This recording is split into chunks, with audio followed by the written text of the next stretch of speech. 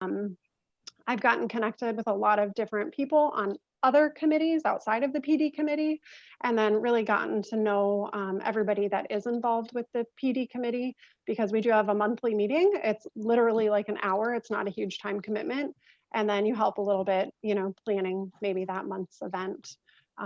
So just a plug for that. There's a link on our website where you can fill out a little application.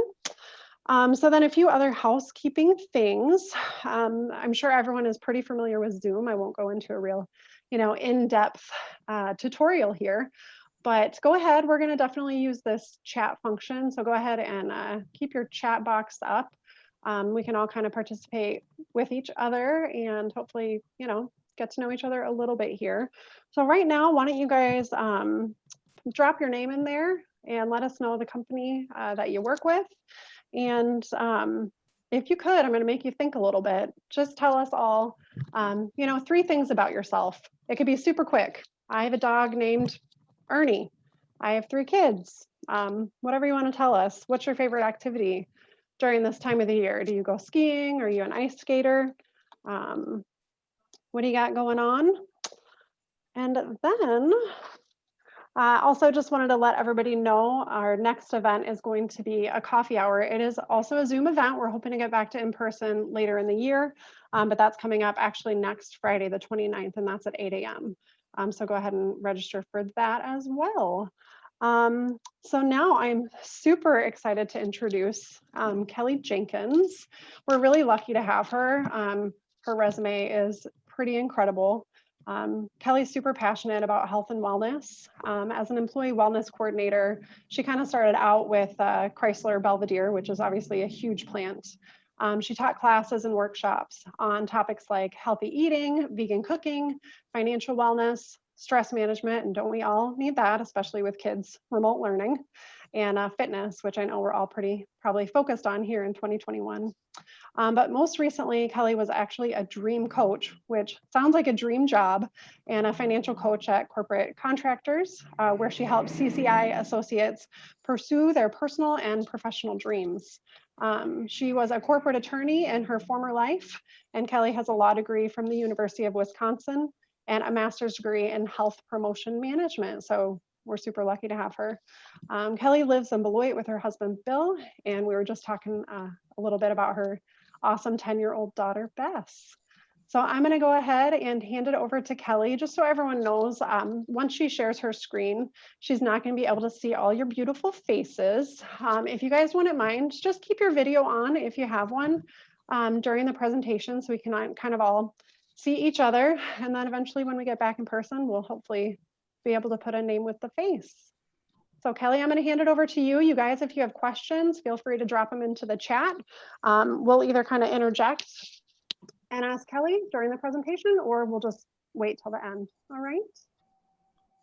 Sounds good. Thank you, Hi, Kelly. everyone. It's great to be here. Thank you so much, Becca. I want to thank Heather Dobson from CCI for suggesting me as a speaker for your Wellness Wednesday.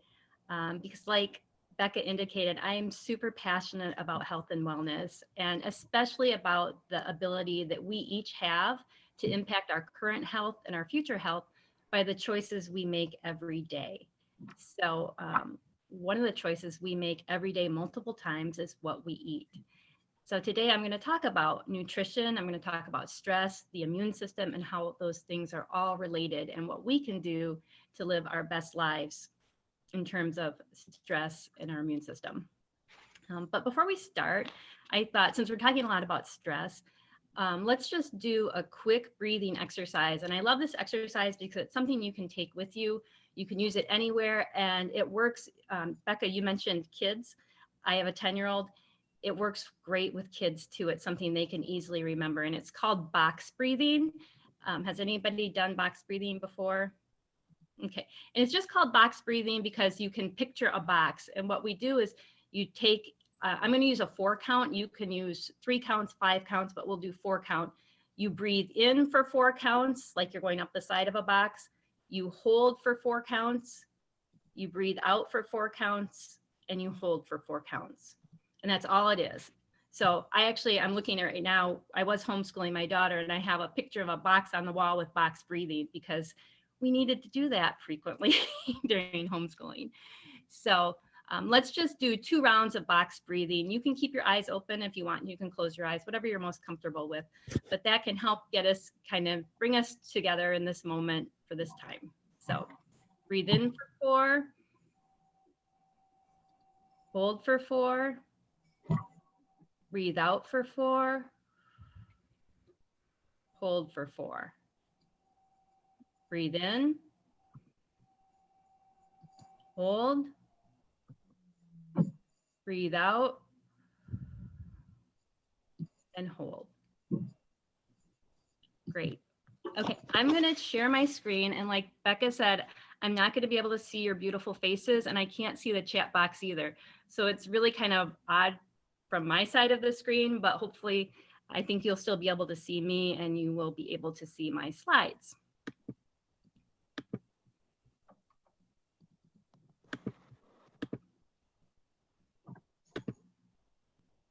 Okay, can you see my slides? Yep. Yes. Okay. Yes. And there's a mysterious red dot on my slide, which we have no idea where that came from. So the interesting things of technology. All right, like I said, today we're going to talk about stress, the immune system, nutrition. I'm going to give you 7 practical tips to eat in a way that will actually mitigate your stress response and boost your immune system. And then I'm going to leave you with some actually practical applications of those tips. And at the end, we'll definitely have time for questions. So I think we all know what stress feels like. Stress is tension that's created by a physical or emotional threat or demand. And stress actually evokes an automatic physiological response. Our bodies are hardwired to respond to stress in this way. What happens is hormones are released, our heart rate increases, blood is directed to our major muscle groups, and our digestion slows down. And the reason this happens is because our body is preparing us to either fight or flee. And that's because as our ancient ancestors evolved, most stress was created by environmental physical threats. So imagine encountering a bear in the woods. That would cause a stress response, and your body would prepare you to actually fight or flee that threat. And then as the threat dissipated, your stress would release and your body systems would go back to normal. That's kind of how we are wired still. And there are situations where we're under physical stress and we need to have a physical response. And I can think of one personally. This summer, my daughter and I were crossing a street and a truck didn't see us and started to turn and was going to hit us. And so I could feel like immediately that tension in my body, and I pushed my daughter and myself, we got out of the road and we didn't get hit. But that was an example of this, my body responding and a need to physically react. Once it was over, within an hour, I felt back to normal. My heart wasn't racing anymore. And that's called the relaxation response, when our body goes back into the relaxed mode. What's going on right now is that a lot of stress we're under is in our heads. So things like worrying about your finances, working from home, watching the news, social media. There's a lot of things that evoke stress in us that don't actually require us to physically respond, but our body doesn't know that because it does not distinguish between kind of mental, emotional stress and physical stress. So inside, all of those actions are still happening in our bodies. But the thing is, a lot of this mental and emotional stress doesn't go away in an hour. It weighs on us hour after hour, day after day, week after week. And so our bodies are not releasing and going back into that relaxation mode. And what happens is the burden of this heightened state of stress in our bodies causes disease and illness. Some stress-related conditions you can see on this slide are ulcers. A lot of times stress shows up in our gastrointestinal area. So you can see the first 4 or 5: ulcers, colitis, IBS, acid reflux, Crohn's disease. Again, a personal example, I had been homeschooling my daughter for the first semester. We sent her back to in-person learning last Monday. The 10 days prior, she wanted to go back. She wanted to be with her peers, but she had a lot of stress about it. And how did it manifest? The whole 10 days prior, every night she had a tummy ache. She was afraid she was going to throw up. She was constipated. And I had a sense that this was all stress related. And sure enough, after the first day back and getting into the routine, we haven't had a tummy ache since. So, you know, it's kind of heartbreaking to see this happen in kids, and it's certainly happening in adults. Other ways that we may be familiar with stress manifesting in our bodies are muscle tension, fatigue, of course, sleep problems, overweight and obesity. If you remember, I said one of the stress responses is our digestive system slows down. If you're under chronic stress and your digestive system is slowed down, that's going to affect your ability to lose weight. High blood pressure is another response to stress. So it can affect every system of our body, and then it can really wreak havoc on our immune system. So in the early 1980s, some researchers in Ohio studied medical students during their exam periods. And what they found out was every year during their 3 days of final exams, their immune system went down, their immunity and their immune response was depleted. And they can measure this because we have cells in our body that fight fight disease, like they're called killer cells, natural killer cells, infection fighting T cells. They can measure these, and they found that when these students were taking final exams, their immune system essentially shut down. That research opened the floodgates to more research about how stress and the immune system are related. And we're at a point now where it's very clear there's a direct connection. And the American Psychological Association has said, and I'm quoting, you can read the slide, for stress of any significant duration, from a few days to a few months or years, as happens in real life, all aspects of immunity go downhill. Thus, long-term or chronic stress through too much wear and tear can ravage the immune system.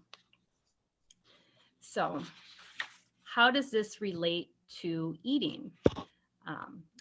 Being under stress and eating under stress can create a domino-like effect on our health and our immune system.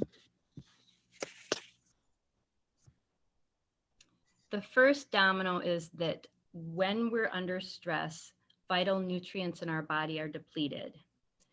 So our inborn response to stress is that fight or flight. Our body is preparing us to fight or flee whatever's causing us the stress. That requires a lot of energy, if you're going to fight or you're going to run. So our body pulls on the nutrients that are stored in our tissues to create that energy that it sends to our limbs, increases our heart rate. And some of these are vitamin C, the B complex vitamins, magnesium, calcium, potassium, zinc, copper. All of these things are drawn from our body to activate that stress response, and it depletes our tissues. When you're under stress and you're fatigued, it's because your tissues are depleted of these things that they need for energy. Most all of the vitamins and minerals in our body are used in like 5 to 10 metabolic processes. Magnesium is used in over 300 bodily functions. So you can imagine if you're depleting these nutrients, your body is going to start to wear down. The second domino is poor eating habits, which is consuming foods with little or no nutritional value. So when we're stressed, excuse me, our tendency might be to stress eat because it makes us feel better temporarily. And that's legit. I mean, the highly processed foods have the right combination of sugar, fat, and salt to cause dopamine to be released in our brain, which is the feel-good chemical. So we eat this and it does give us a hit of dopamine and we feel better, but it doesn't last. Then you have those highs and lows. So you're eating junk food or processed food, convenient food in response to stress. These are they're devoid of the essential vitamins and minerals you need. So you're not replacing those things that are being depleted because of the stress. So what happens is you get into this downward spiral of dysfunction. Then the third domino is that these same food choices, not only do they not restore your nutrients, they also can trigger the stress response, because things like refined sugar, processed flour, and caffeine will cause our nervous system to release epinephrine and norepinephrine, which are the stress chemicals. So essentially, it's like you're pouring fuel on the fire. You're under stress, your body's depleted of nutrients, you're eating things that don't restore nutrients, and in fact, cause the release of more stress hormones and chemicals. So it's just magnifying your stress response. And then the fourth domino is that your immune system becomes compromised. So our immune system is designed to disable or remove things from our body that shouldn't be there. And you can kind of think of your immune system as this army. So you have this army, and then you eat some of these types of foods that contain things that don't belong in our body, like trans fats, additives, preservatives, foods with high pesticide levels, hormones. So your little army, your immune system army, goes to fight these things, get these things out of your body to prevent them from causing harm to you. And then coming on the other front are things like pathogens, coronavirus, bacteria, maybe you've got cancer cells within your body. Your immune system can't do everything at once.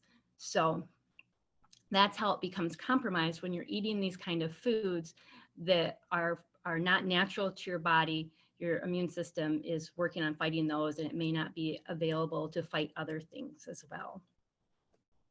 So this is kind of the cascade effect that stress and stress-induced eating can have on your body. The good news is we can eat in a way that enhances our immune system and dials down our stress response. Because let's face it, our lives are always going to have a measure of stress. We're not going to avoid it, but we can make eating choices that will give our bodies nutrients they need to strengthen our immune system and mitigate the damage that stress can cause. So I'm going to give you 7 tips for eating in a way that would actually support your immune system. The first is to eat a variety of colorful fruits and vegetables. You might have heard the saying, eat a rainbow. Fruits and vegetables contain a wide variety of antioxidants, micronutrients, and phytochemicals, which are all very important sources of energy production. They support hundreds of bodily processes, and they protect us from disease. So the USDA says to eat 5 servings of fruits and vegetables a day, but I'm here to tell you more. 5 is a start, but more is better. In general, the more colorful a fruit or vegetable is, the more nutritional power it packs. So you want to try to get things from every color group. And I think that Becca or somebody put in the comments some links to a couple handouts. I have one handout that's got the different color groups and lots of different ideas of fruits and vegetables in each group. But we're talking red, orange, yellow, blue or purple, and green. So you want to try to get something from every color of the rainbow. The brighter, the better. If you're looking at onions and you are comparing a white onion to a purple onion is going to have more nutrients, but that doesn't mean a white onion is bad. All onions are actually awesome anti-inflammatory, and great for your immune system. Lettuces, if you're comparing iceberg lettuce to a darker romaine lettuce, the romaine lettuce is going to have more nutrients. Tip number 2, include leafy greens and berries. So within your rainbow of foods, try to get some leafy greens and berries each day. And the handout has a list of what are considered leafy greens. It's much longer than spinach and kale. And there are some things in there that aren't actually even green, but have the same benefits, because dark leafy greens are the healthiest foods on the planet, pound for pound. They're loaded with vitamin A, vitamin C, vitamin K, vitamin E. They have fiber, they have iron, they have calcium. Some of them have B vitamins. So you want to load up on greens. And then the counterpart to greens in the fruit world would be berries. Berries are low in calories and high in fiber, super high in antioxidants. So try to get some each day.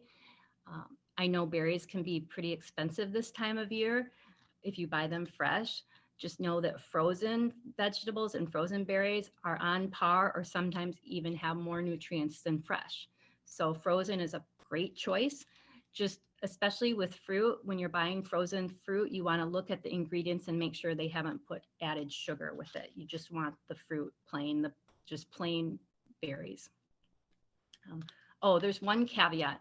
If you are on a blood thinner called Coumadin or warfarin, you'll want to talk to your doctor before you add leafy greens, because they have a high concentration of vitamin K, which can impact the effectiveness of your medicine. So, but if that's not you, then go for it with the leafy greens.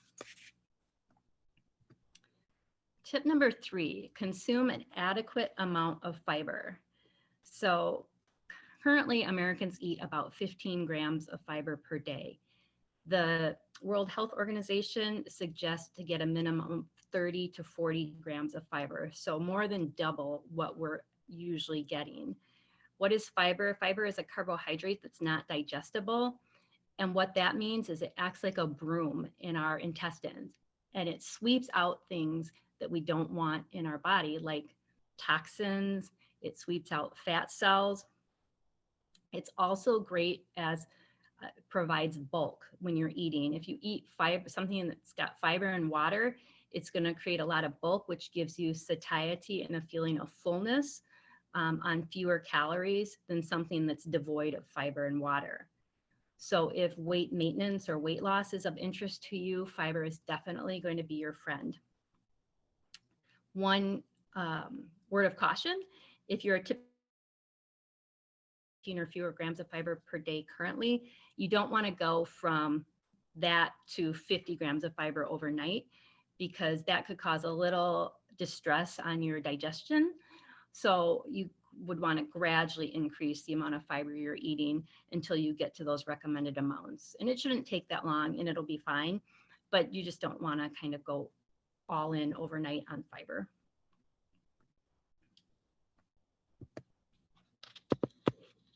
Tip number 4, include some raw nuts and seeds. Nuts and seeds are a form of healthy fat, and so you would want to try to include some of those every day. I say raw because roasted nuts and seeds usually have added salt and oil. And oil is a highly processed food. Oil's got really no nutritional value to speak of, and it causes damage to something called the endothelial cells, which line our blood vessels and can contribute to heart disease. So oil is something I try to avoid, but the raw nut, the whole fat, the raw nuts and seeds are going to be great. My favorite seeds are flax seeds, hemp seeds, and chia seeds. They're all high in heart-healthy omega-3 fats, specifically alpha-linolenic acid, ALA, and that improves our brain function and really supports our immune system. The great thing about flax, chia, and hemp seeds is they're super easy to throw in a smoothie or into a bowl of cereal. As far as nuts go, walnuts are going to be high in that same alpha-linolenic acid, ALA, But all nuts have their own benefits. Almonds are high in magnesium, which is, we talked about earlier, something that's depleted frequently under stress. Pumpkin seeds and Brazil nuts are high in selenium, which is a major antioxidant. So my suggestion would be to have a variety, have a variety either each day or in the course of a week or course of a month. Nuts are very highly caloric, so you want to be cautious about the volume you eat. You don't need more than an ounce a day to get the health benefits. And again, if you're not eating them roasted and salted, you're less likely to eat them like by the handfuls. When you add salt to them, they're easier to overeat on. Tip number 5, drink enough water to stay hydrated. Most Americans are walking around chronically dehydrated. And hydration is important because it, like fiber, it flushes out waste products and toxins and gets things out of our body and helps our immune system to function properly. A lot of what we drink is actually acts as a diuretic. Caffeine is a diuretic, which means it causes us to excrete more urine, which can dehydrate us. So we want to drink uncaffeinated beverages. How much? You've probably heard 8-ounce glasses of water a day. It's kind of interesting where that recommendation came from. 100 years ago in 1921, a researcher decided to measure his urine and sweat output, like how much urine and sweat he excreted during a day. And he determined that he was losing 3% of his body weight every day through water loss. And so that translated into 64 ounces of water that he thought he needed to replace. So based on this one gentleman's research in his body and his situation, this has become kind of the proverbial recommendation, 8-ounce glasses of water a day. Really, how much water you need is going to depend on a variety of things. It's going to depend on how active you are. It's going to depend on how big you are, how much you weigh. And it's going to depend on what else you're eating and drinking. If you're eating a lot of water-rich foods like fruits and vegetables, you'll need less water than if you're drinking or you're eating a lot of processed things that dehydrate us. So in general, I know that doesn't answer the question, how much should you drink? You want to kind of pay attention to the color of your urine. If it's clear or nearly clear, then you're probably properly hydrated. If your urine is dark in color, then you're leaning toward dehydration and you should drink more.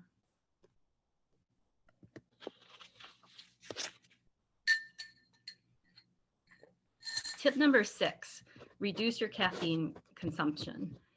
So caffeine excites our nervous system. That's why we like it. We like to have it in the morning to get us going. But if you think about it, when you wake up in the morning, you haven't had anything to eat or drink since the night before, so your body is dehydrated.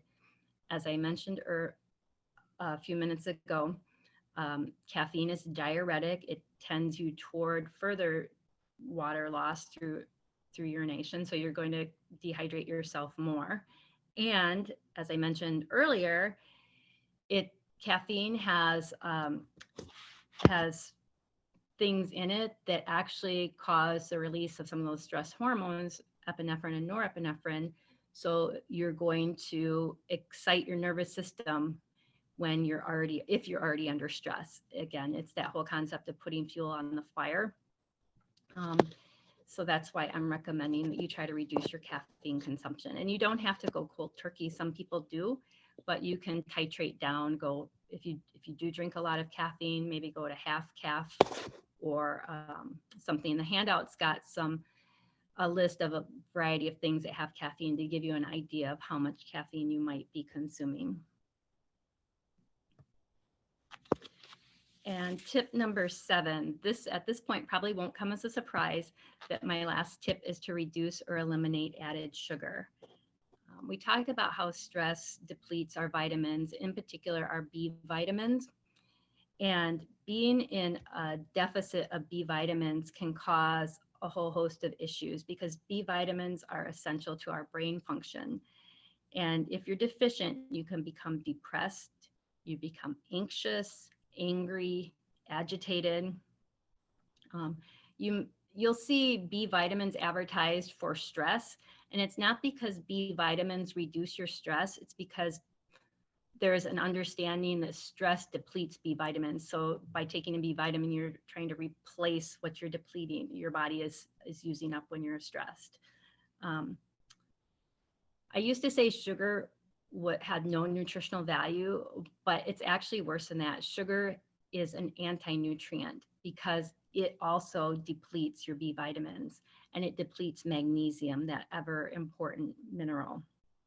So there's no minimum recommended daily allowance of sugar because you don't need a single bit of it to have a healthy diet. The American Heart Association has recommended maximum amounts of sugar. And what they recommend for women is 25 grams of sugar a day at the most. For men, 37.5 grams per day at the most. And I don't know about you, but it's hard for me to picture a gram of sugar, but I can imagine a teaspoon of sugar. And every teaspoon has 4 grams of sugar. So you can work the math to get a visualization. If you pick up something that has 28 grams of sugar per serving, and I'm talking about added sugar right now, which is called out on labels. It's required to be called out on labels, added sugar. If something has 28 grams of added sugar, that's the equivalent of 7 teaspoons of sugar, which is almost 2 tablespoons. That gives me a real helpful visual when I'm looking at something and deciding, do I want to eat this? Do I want to give this to my kid? Would I let my daughter sit down and just eat 2 tablespoons of sugar in 5 minutes in front of me? No, probably not.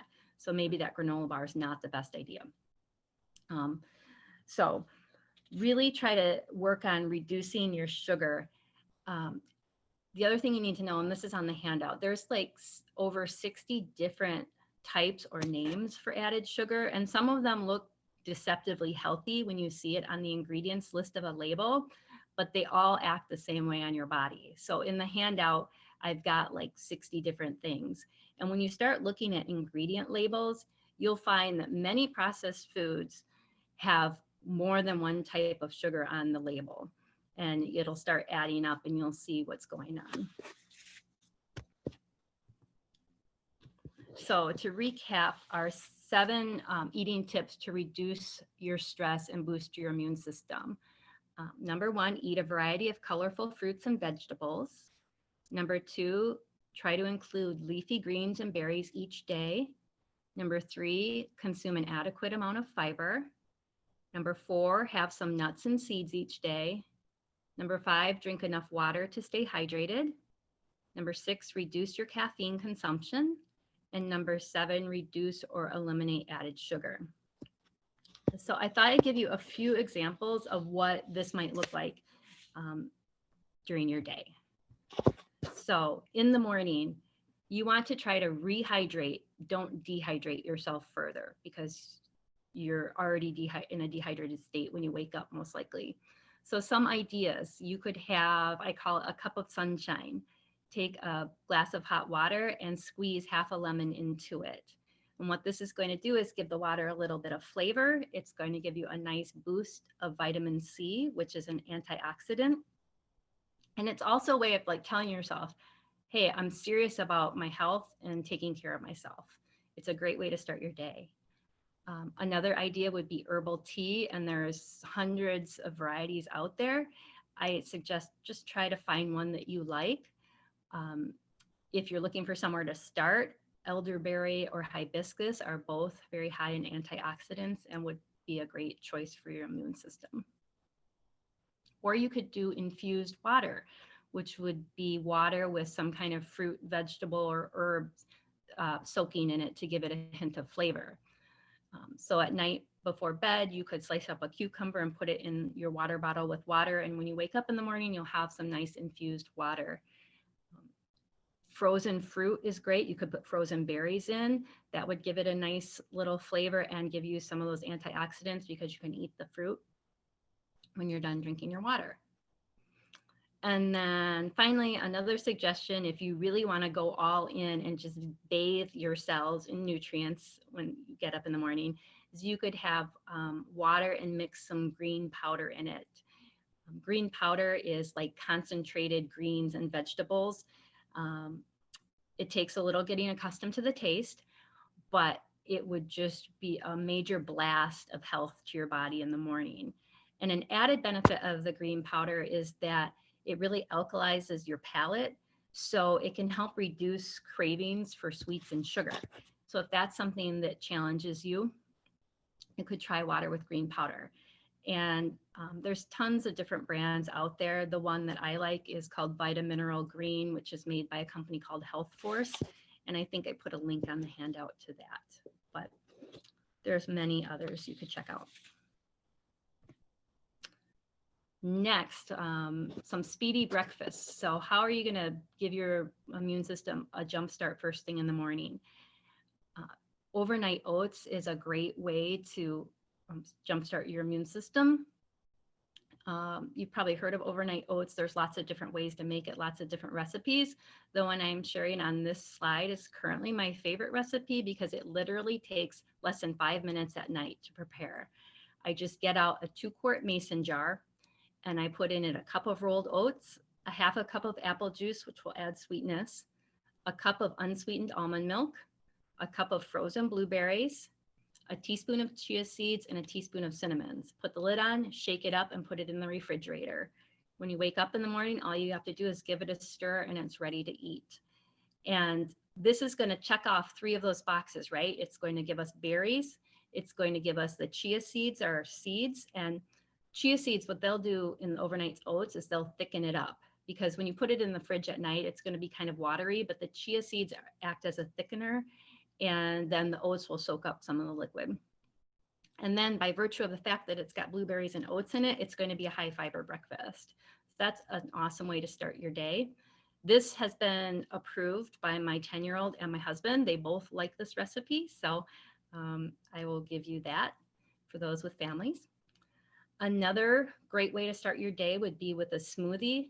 I love smoothies because you can really pack a lot of nutrients in easily. Again, I think it's hard to go wrong. I've never made a smoothie I didn't like, but I put one recipe here. The 3 things I always try to include in mine would be berries, some sort of seeds. So I usually put a tablespoon of flax seeds in mine, and then a huge handful or 2 of greens, because again, then we're checking off some of those key boxes we want for antioxidants. We're getting the berries, we're getting the greens, and we're getting the seeds. Oh, I did want to say about this recipe. If you're a person who's very visual with their food and the way something looks is going to impact how you feel about it, because this recipe has spinach and strawberries in it together, it's actually going to look a little brownish purplish. So it tastes great, it tastes fine, but if that visual is going to be a stumbling block for you, then you could substitute pineapple for the strawberries. You're losing the berries, but pineapple has its own benefits, and it's going to then be a beautiful green color of smoothie. Lunch and dinner. So for lunch, I like to say have a super salad. And by super salad, I don't mean like a supper club side salad with iceberg lettuce and a slice of tomato. I mean like a big, hearty, wholesome salad with lots of texture and lots of flavor and lots of color. Kind of a formula I like to follow is put in some lettuce as a base with some leafy greens off of that list in the handout. Onion, super anti-inflammatory and very good for your immune system. So I try to put some onion. Scallions, red onions are great choices. Then for texture, try to put in something crunchy. So that might look like carrots or celery. Then add something sweet, any kind of fruit really, another opportunity to get some berries in, or a sliced up apple. Grapes are great, orange slices, pineapple, whatever kind of fruit you have on hand and you like. Then I add some starch. The starch is going to give us additional fiber, and also it's going to give us some more calories and satisfaction. So starch ideas would be beans, any kind. Roasted sweet potato chunks are really good in salad, or you could put like a scoop of hummus in your salad. And then add a little bit of fat, um, and use whole food fat. So avocado or nuts or seeds. That'll give it some crunch and it'll give it fat, which some vitamins and minerals need fat to be absorbed. To get the full benefit of the things you're eating, they need a little fat to be absorbed. And by the time you have all that in your salad, you really don't even need a salad dressing, especially if you've got a juicy fruit in there. It's going to be plenty flavorful. But if you want to add something for salad dressing, you could squeeze some lime juice on it, or like a high quality balsamic vinegar, either plain balsamic or flavored balsamic vinegar. So there's a place in Janesville, I think it's Bodacious Olive is the name of it. They sell olive oils and flavored vinegars.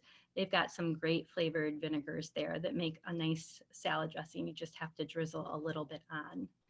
But by doing that, you can avoid commercial salad dressings that are going to be high. They're going to have sugar and salt added to it. Many of them have oil, all that stuff that really gunks up our system. Instead, use the whole natural foods, and then you just need a sprinkle of lime juice or vinegar. Another idea for lunch is soup. It's definitely soup season right now. I eat soup year round. What I love about soup is you can make 1 or 2 pots a week, and depending on the size of your family, and you put it in your refrigerator and you have fast food. All you have to do is pull it out, ladle it into a bowl, and microwave it.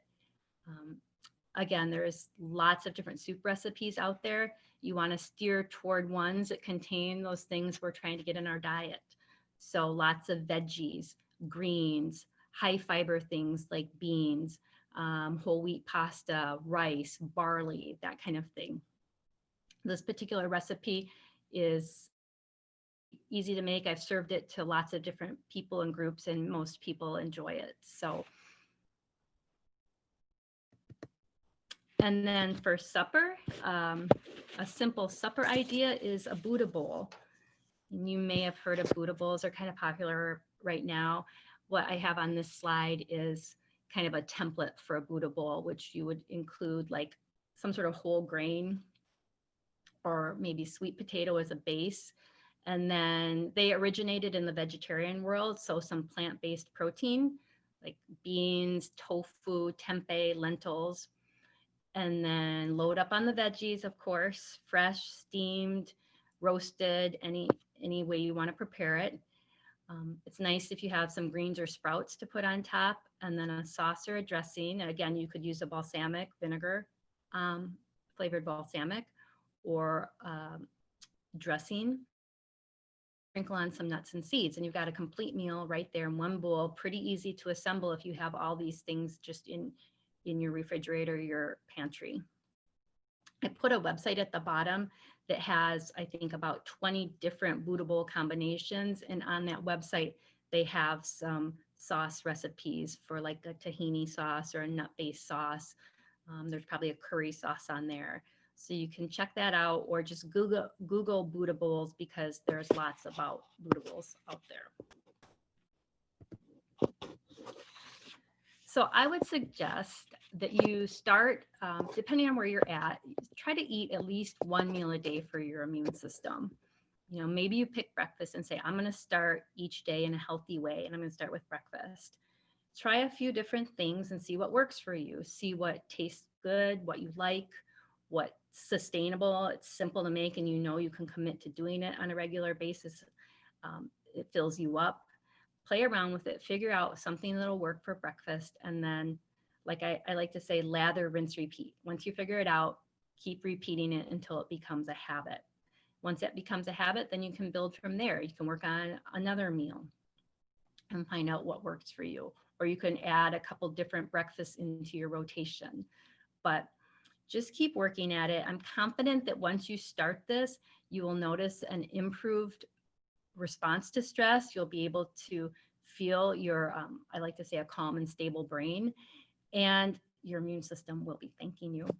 So that's what I had. Thank you so much, Kelly.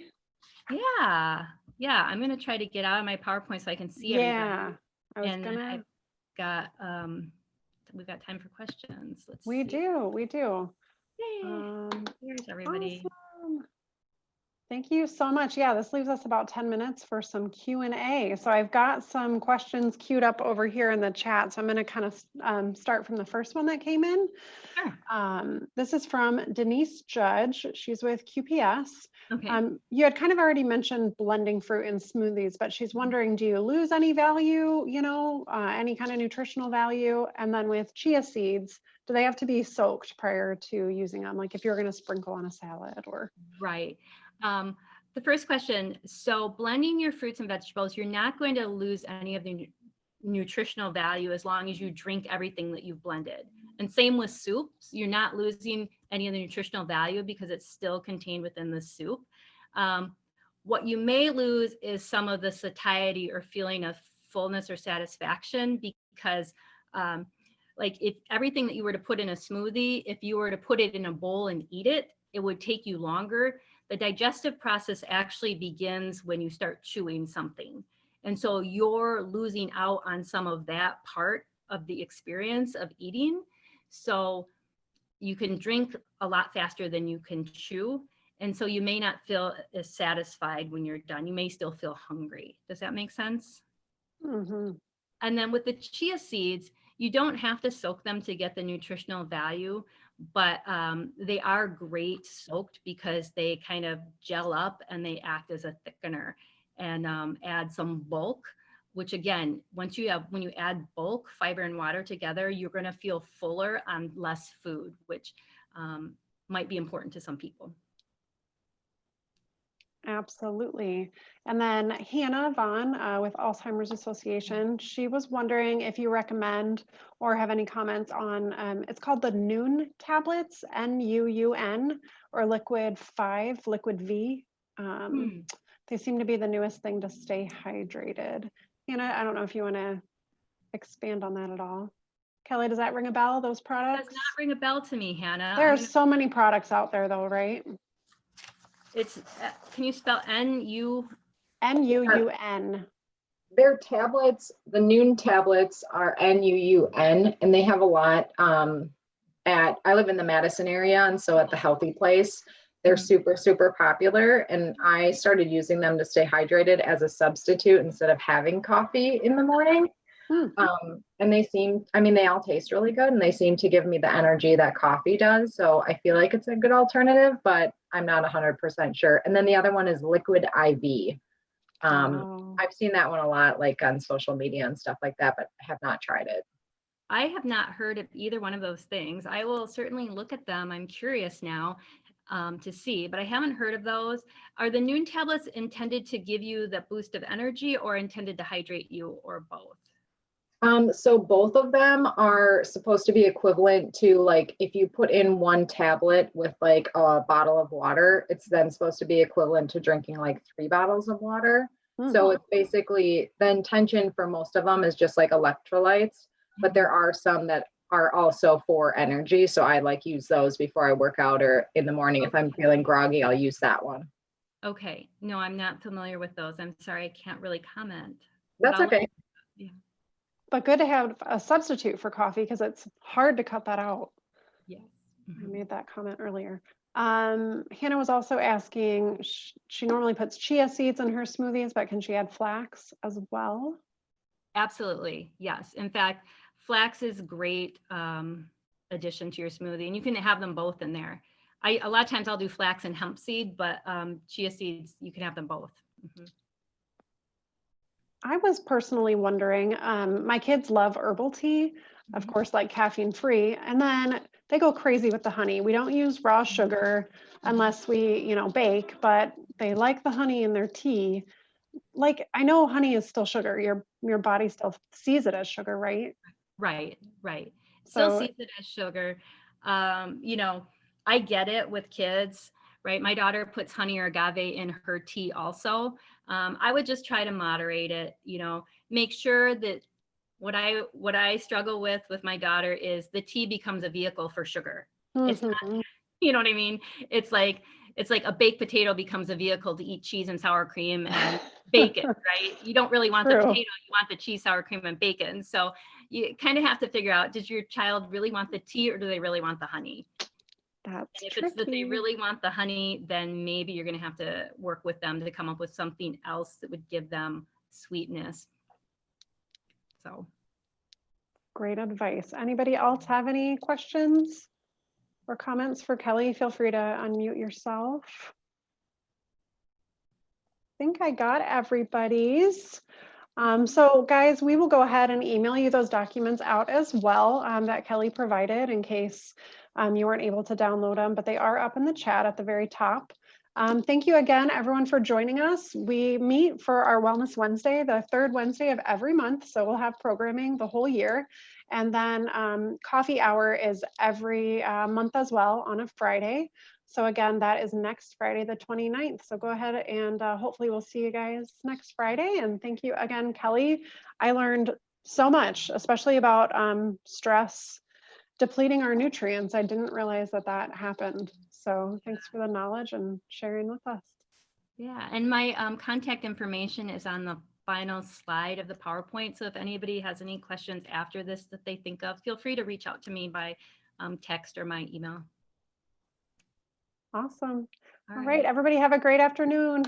Take care. Thank you very much. Thank you. Welcome. Thanks. Bye, everybody. Bye, everybody. Bye, Heather. So, hey, Kelly, I gotta tell you quick, and Becca, Ginger, Maggie, whatever. I told you that Zaven was sick and got sent home, and we were a block away from home yesterday, and he was like, "I'm actually feeling a lot better." And it's exactly that. He's dealing with the stress, and Kelly and I have had this conversation multiple times, but yeah, he's having a hard time coping with stress, and so he's now got a quarantine, and so does my daughter, and we've got to get tested, but that's all it is that he doesn't know how to process how he's feeling and the anxiety that's going on with the fear of COVID. Yes, it's hard. It's just funny. Yeah, it is. Well, Bess had all these coping tools, like she had her essential oil, she had sipping on water helps her. And then she's got a squeezy thing on her lanyard, you know. Well, the day that they were going to school mass, which is what was causing her stress, they had a substitute. Wouldn't let her go to her locker to get her oil. Her teacher knows all about this, but the sub wouldn't let her go to her locker, wouldn't let her take her water, and then threatened to take her squeezy thing away during mass because she was distracted. Yes. I was like, but she handled it fine. She's through that, thank God. But I mean, it's just like, you can't win for losing, right? Literally. Don't make this harder. Just I know. So anyway, I'm sorry about Zaven. Yeah. This too shall pass. It will. No. It will. Yeah. Well, Anyway. Thanks kid, again for yeah. inviting me. Thank you, Kelly. Appreciate it. Take care. Bye, guys. Bye. Bye.